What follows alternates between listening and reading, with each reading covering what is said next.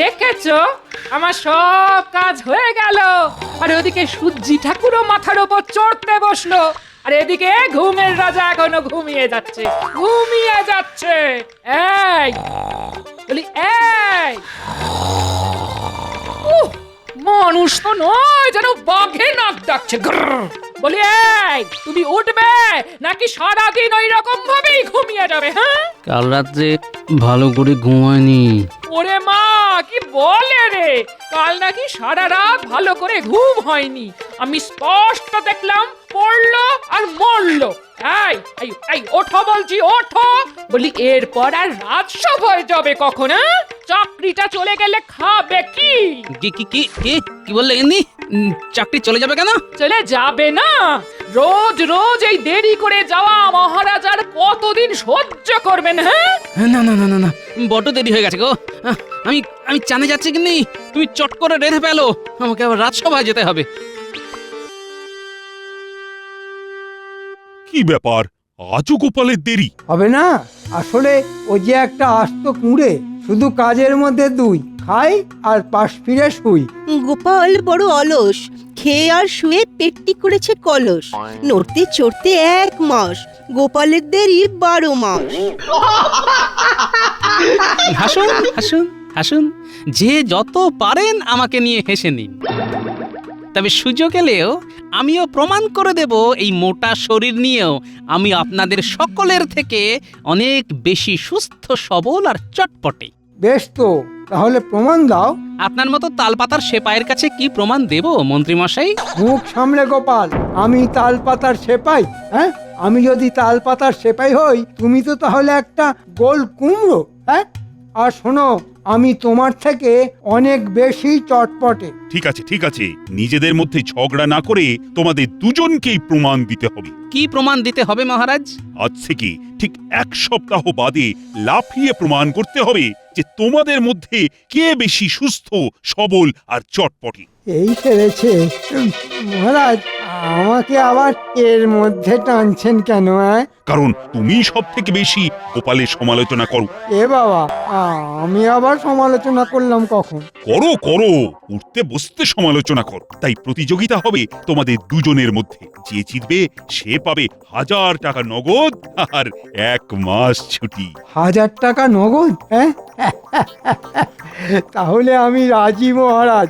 দেখবেন এক তুড়িতে গোপালকে হারিয়ে ওই টাকা আমি ট্যাঁকে পুরবই পুরব। শুনলে তো গোপাল, টাকার গন্ধ নাকে যেতেই মন্ত্রী কেমন এক কথায় রাজি হয়ে গেল। তা তুমি রাজি তো? আপনি যখন আদেশ করেছেন তখন রাজি না হয়ে আর উপায় কি বলুন? না না, এমন ধরনের কথা বললে তো চলবে না গোপাল। সব সময় মনে রাখবে, প্রতিযোগিতা হচ্ছে একটা যুদ্ধ। তাই আজ থেকে দুজনেই আসন্ন যুদ্ধের জন্য প্রস্তুত হও।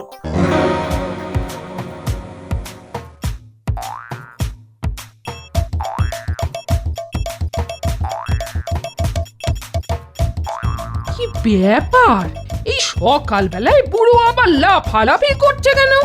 যাকে যাক, মরুকে।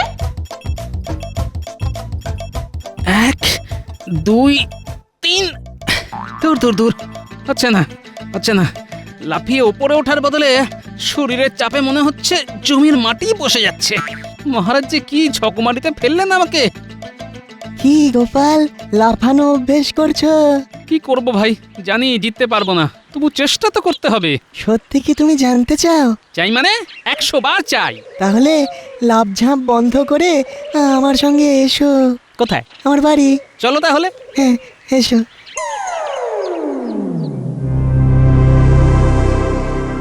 হেইও হেইও হেই, হেইও হেই। ওরে বাবা, একটুখানি লাফাতেই যে হাড়ে হাড়ে খটখট করে শব্দ হচ্ছে রে বাবা। না না, হাড়ের খটখটানির জন্যে অভ্যাস ছেড়ে দিলে চলবে না। হ্যাঁ, দেখি দেখি, আবার চেষ্টা করে দেখি। হেইও হেই, হেইও হেই। এ বাবা কিছু রে, হাঁটুটা বোধ হয় ভেঙে গেল রে। ওই, কে আছিস? কে আছিস? আমার আমার আমার হাতটা ধরে একটু তোল না। ঠিক হয়েছে, বেশ হয়েছে, বেশ হয়েছে। কি কি বললে? ঠিক হয়েছে, বেশ হয়েছে? ওরে বাবা, ওরে বাবা। হ্যাঁ হ্যাঁ, বলেছি তো বলেছি, জানলা দিয়ে অনেকক্ষণ ধরে দেখছি শুটকো হনুমানের মতো লাফিয়ে যাচ্ছ তো যাচ্ছই। কি বললে? আমি আমি শুটকো হনুমান? কোথায় স্বামী পড়ে গেছে দেখে ছুটে এসে তার হাত ধরে তুলবে, তা না শুটকো হনুমান বলে আমাকে অপমান করা হচ্ছে? হ্যাঁ, এই দেখো, অত মান অপমান বুঝি না। লাফাবার সময় শুটকো হনুমানের মতো দেখতে লাগছিল বললেই তো কথাটা বলেছি নাকি? তা বুড়ো বয়সে লাফানোর মতো মতিভ্রম হলো কেন? হ্যাঁ, সে কথা আমি তোমায় বলবো না। তাহলে তাহলে আমিও তোমার হাত ধরে তুলবো না। হ্যাঁ, দেখো দেখো আমার বউয়ের আক্কেল দেখো। ও দূর দূর দূর, ঘেন্না ধরে গেল সংসারে। ওরে বাবা, ওরে বাবা, হাঁটুটা মনে হচ্ছে গেছে। ও এখনই চুন হলুদ লাগাতে হবে। ওরে বাবা রে, ওরে মারে। উ উ গোপাল, তোমায় একটা জিনিস দেখাচ্ছি। জিনিসটাকে ভালো করে দেখো। বস্তুটি দেখতে ছোট হলেও এর ক্ষমতা কিন্তু অসাধারণ। এই বস্তুটির ওপর তুমি যতটা চাপ দেবে, সেই চাপ 20 গুণ করে এই বস্তুটি ফিরিয়ে দেবে। একটা বিজ্ঞানের যন্ত্র আবিষ্কার করব বলে এই বস্তুটি আমি আনিয়েছি। কিন্তু এই জিনিসটির সাথে আমার লাফানো প্রতিযোগিতার কি সম্পর্ক? আছে আছে গোপাল, তোমার দুপাটি জুতো নিয়ে তুমি কাল আমার এখানে এসো। আমি তোমার জুতো জোড়ার শুকতলার ভেতরে এই রকম দুটি বস্তু লাগিয়ে দেব। তারপর দেখবে কি হয়। চাপ দেবে অল্প আর লাফিয়ে উঠবে অনেকটা। কেমন, ভালো না? তাই নাকি? তাহলে কালই আসবো। তবে ওই জুতো জোড়া হাতে পেলেই লাফানোর অভ্যাস কিন্তু বন্ধ করে দিও না। লোকে যেন বুঝতে পারে তুমি খুব ঘাম ঝরিয়ে অভ্যাস করে যাচ্ছ। তারপর আসল কলকাঠি তো নাড়বে আমার বিজ্ঞান।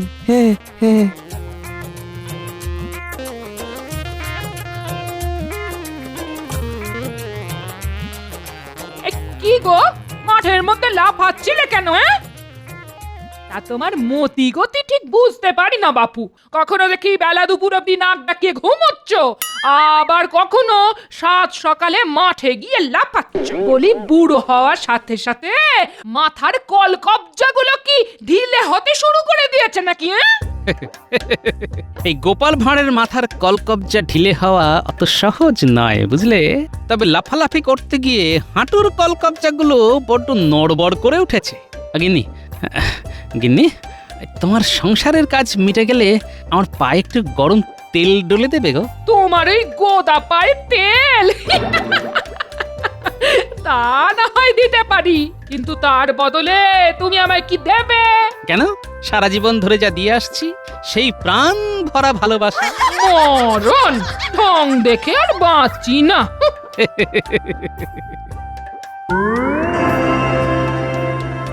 নাও এবার পায়ে পড়ে দেখো।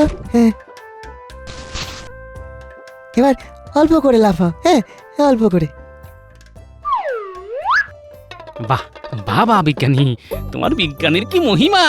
এরকম ছোট ছোট দুটো বস্তু আমার মতো চলমান একটা ভারী বস্তুকে মাটি থেকে এতটা উঁচুতে তুলে দিল। এই জুতোই তোমায় লাভ প্রতিযোগিতায় জিতিয়ে দেবে গোপাল। আর বলতে তোমায় যে কি বলে ধন্যবাদ দেব। আগে যেত, তারপর না হয় একদিন পেট পুড়ে খাইয়ে দিও।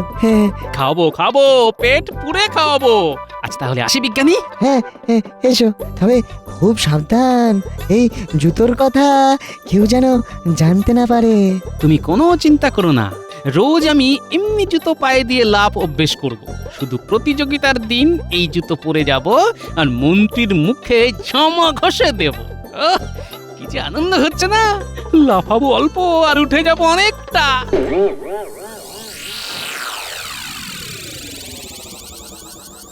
ঘরের মধ্যে আরেকবার জুতোটা পায়ে পরে লাফিয়ে দেখি। ঘরে তো আর কেউ নেই দেখার, তাই একটু জোরেই লাফাই। কি হলো? ঘরের মধ্যে দুম করে শব্দ হলো কেন?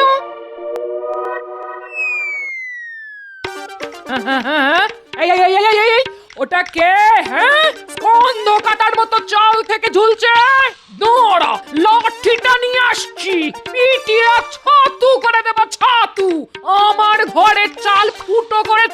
চলে আসো। লাঠি পেটা করো না গিন্নি, আমি আমি গোপাল। ভাগ্যিস কাত হয়ে পড়েছিলাম, সোজা পড়লে তো আবার চাল ফুঁড়ে ওপরে উঠে যেতাম। আরে বাবারে, কি জোর লাগলো! সেসব পরে শুনবো, সেসব পরে শুনবো। আগে বলো, তুমি চাল ফুঁড়ে ওপরে উঠলে কি করে? হ্যাঁ, সত্যি কথাটা তো বলা যাবে না। কি গো, চুপ করে আছো কেন? হ্যাঁ, জানি না গো গিন্নি, জানি না। জানি না মানে? বলি চাল ফুঁড়ে উঠলে তুমি, আর জানবো নাকি আমি? না না, তা না। বুঝলে গিন্নি, কি বলবো তোমায়, সবে ঘরে এসে দাঁড়িয়েছি, আমি কে যেন ধরাম করে এক ধাক্কা মেরে আমি কিছু বুঝে ওঠার আগেই আমাকে চালের উপর তুলে দিল। এ কি গো, কি বলছো কি তুমি? কই কই কই, আমি তো ঘরে এসে কাউকে দেখতে পাইনি। তার মানে অদৃশ্য কেউ? ও গো, কে কোথায় আছো গো? আমার ঘরে দানব ঢুকেছে। ও মা, এখন কোথায় যাব গো? আমার ঘরে দানব ঢুকেছে গো। চুপ চুপ চুপ চুপ চুপ, একেবারে চুপ। ওরে বাবা, ও টানা টানা 2 দিন চুন হলুদ লাগিয়েও তো হাঁটুর ব্যথা কিছুই কমলো না। হ্যাঁ, এদিকে 7 দিনের 3 দিন তো কেটে গেল। ও ও ওরে বাবা, হাঁটুর ব্যথা না কমলে লাফানোর অভ্যেস করব কি করে? হ্যাঁ, ওরে বাবা রে, আর ঠিক মতো অভ্যেস না করলে গোপালকে হারাবই বা কি করে? ওরে বাবা রে। আমাদের ডেকেছেন মন্ত্রী মশাই? এ বাবা, এই হাঁটুতে চুন হলুদ লাগাচ্ছেন কেন? বুঝতে পারছিস না? হয়তো কারুর বাড়ি চুরি করতে গিয়েছিল আর লাঠির বাড়ি খেয়ে। হতভাগা, এরকম কথা আবার বললে না টেনে কান ছিঁড়ে নেব। রাগ করবেন না মন্ত্রী মশাই, এবারটা অবোধ, কোথায় কি বলতে হয় জানে না। তার চাইতে আপনি এখন বলুন কি জন্য আমাদের ডেকে পাঠিয়েছেন। ও শোন, এখন থেকে গোপালের ওপর নজর রাখতে হবে, দেখতে হবে ও কোনো রকম লাফালাফি করছে কিনা। সে না হয় নজর রাখবো, কিন্তু মন্ত্রী মশাই, গোপাল হঠাৎ লাফালাফি করতে যাবে কেন? ওর কি ল্যাজ গজিয়েছে? মানে ওই মানুষ থেকে হনুমানে রূপান্তরিত হয়ে গেছে। হ্যাঁ, বাজে কথা ছেড়ে যা বললাম তাই কর গিয়ে। ঠিক আছে, তাই হবে মন্ত্রী মশাই। আমরা তাহলে আসি। হ্যাঁ, আয়। যাই, খানিকটা লোক দেখানো লাফানোর অভ্যেস করে নি। 1 2 3। কিরে ঘটা, গোপাল তো সত্যি সত্যি হনুমানের মতো লাফালাফি করছে রে। হ্যাঁ, তাই তো দেখছি। এই গোপাল তাহলেই ভাঁড় থেকে হনুমান হয়ে গেল। মন্ত্রীর স্যাঙার দুটো এখানে কেন? তাহলে কি মন্ত্রী বেটা এদের পাঠিয়েছে? ভালোই হয়েছে, ওদের দেখিয়ে দেখিয়ে আরো একটু লাফানো অভ্যেস করি। 1 2 3। আরে বাবা, কি কষ্ট হচ্ছে রে, বুকে যে হাঁপ ধরে গেল। ওরে বাবা, স্বাদ কত এই মোটা শরীর নিয়ে লাফানোর চেষ্টা। চল মন্ত্রী মশাইকে গিয়ে খবরটা দিয়ে আসি।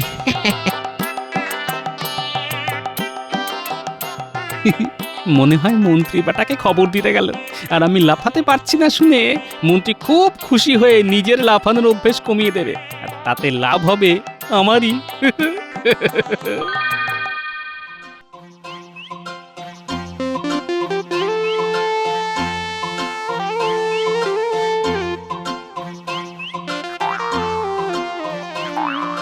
দাদু, আজ লাফাচ্ছ?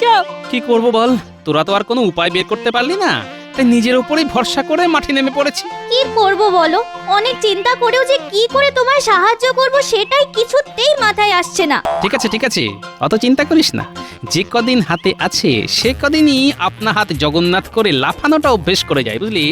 দেখি শেষ অবধি কোথাকার জল কোথায় গিয়ে দাঁড়ায়। সেই ভালো দাদু, চেষ্টা করে দাও, দেখবে তুমিই জিতবে। 1 2 3 4।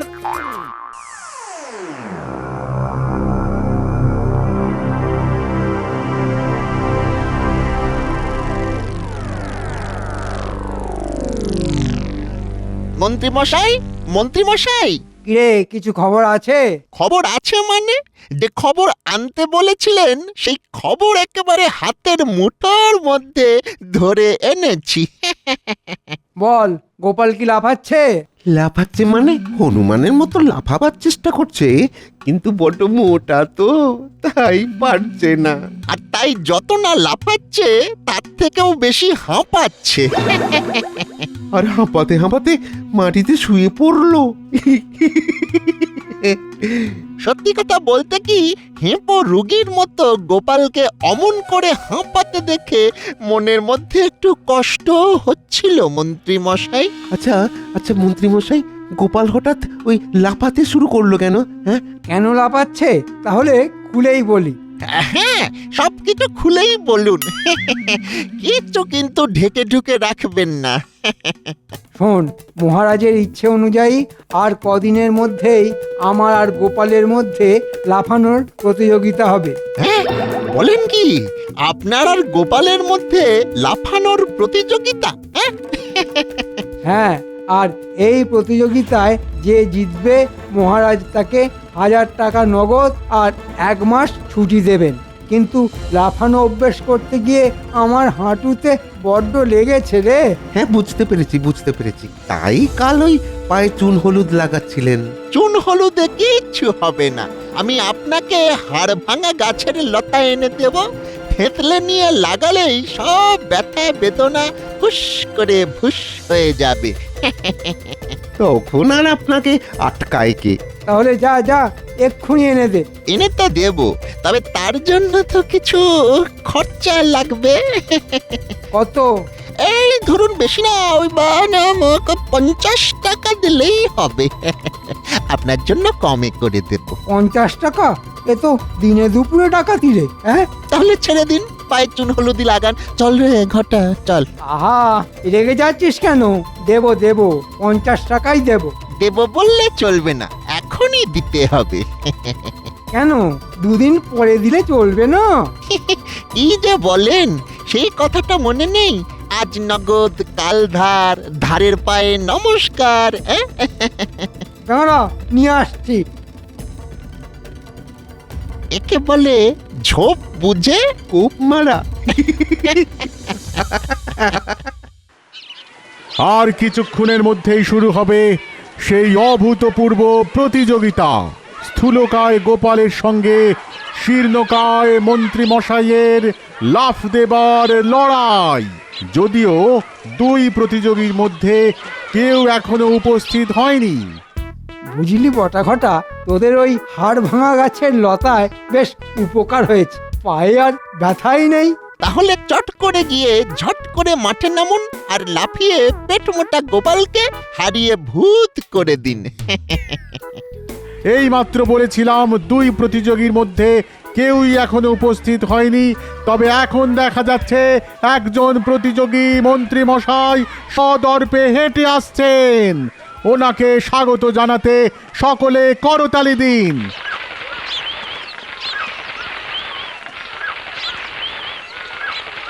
আচ্ছা সেনাপতি, মন্ত্রী তো এসে গেল, কিন্তু গোপাল? সে মনে হয় আর আসবে না।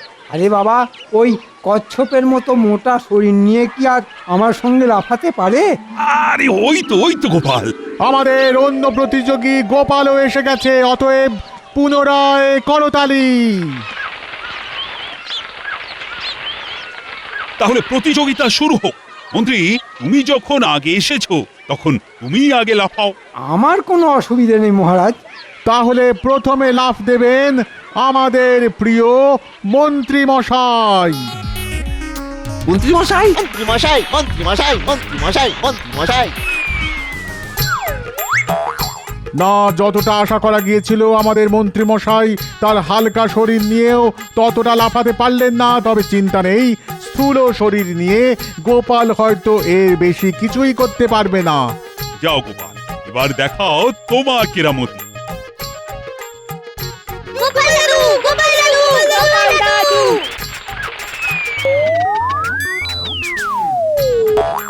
ওরে বাবা, এ কি লাফ! এ তো শুধু লাফ নয়, এ তো একেবারে মহা লাফ। মহালাভ মহালাভ।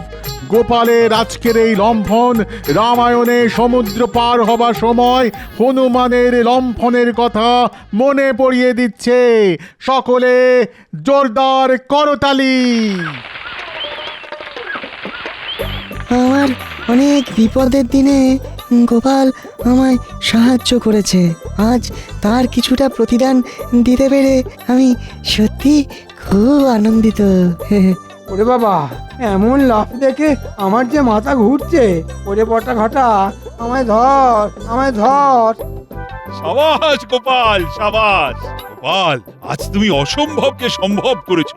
এমন একটা মোটা শরীর নিয়ে তুমি যে কাণ্ডটা ঘটালে, তাতে আমি একেবারে অবাক হয়ে গেছি। গোপাল, এমন একটা জয়ের পর কিছু বলো। একটা কথাই শুধু বলবো, ছলনা পাপ হলেও যুদ্ধতে ছলনা করলে তাতে কোনো পাপ হয় না। আর প্রতিযোগিতা তো আসলে একটা যুদ্ধ। একেবারে খাঁটি কথা।